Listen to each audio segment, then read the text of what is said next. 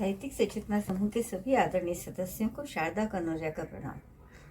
आज हम बात करेंगे मानवाधिकार में सुख की। सुख यह एक सामान्य शब्द होते हुए प्रत्येक मानवाधिकार की यात्रा का अंतिम पड़ाव बन जाता है। हम सब जीवन में जो कुछ भी करते हैं उसका लक्ष्य कहीं न कहीं सुख की प्राप्ति ही होता है, किंतु यह सुख वास्तव में क्या यह इंद्रियों की तृप्ति या आत्मा की शांति? सचेतना सिद्धांत के अनुसार सुख की अनुभूति केवल बाह्य कारणों पर आधारित नहीं होती, वरन यह एक आंतरिक स्थिति है जो हमारी चेतना की परिपक्वता पर निर्भर करती है।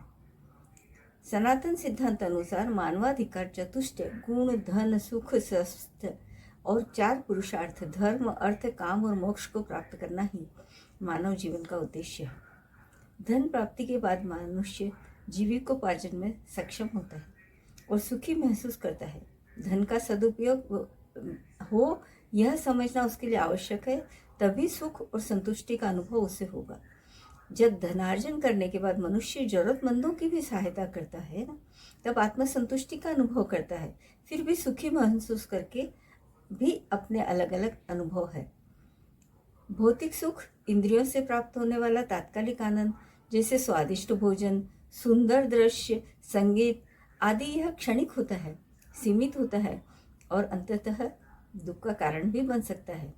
और आध्यात्मिक सुख, आत्मा की चेतना से जुड़ा आनंद, यह तब आता है जब व्यक्ति भीतर की ओर ध्यान करता है, सत्य को पहचानता है और अपने कर्तव्य से संतुष्ट होता है। यह सुख शांति, संतोष और सह अस्तित्व की भावना से जुड़ा होता है। जैसे जैसे व्यक्ति की चेतना विकसित होती है, शरीर से मन, मन से बुद्धि और बुद्धि से आत्मा की ओर, वैसे वैसे सुख की परिभाषा भी परिवर्तित होती जाती है। तामसिक वृत्ति सुख केवल भोग और अधिकार से देखती है। राजसिक वृत्ति सफलता, मान सम्मान और उपलब्धियों में सुख ढूंढती है। वहीं सात्विक वृत्ति सेवा, करुणा और आत्मसमर्पण में आनंद का अनुभव करती है। जब मनुष्य चेतना की परम स्थिति तक पहुंचता है ना, वह शांति और आत्मानुभूति को ही सच्चा सुख मानता है। तैत्तिरीय उपनिषद में कहा गया है, आनंदो ब्रह्मेति व्यजानात्, अर्थात आनंद ही ब्रह्म है।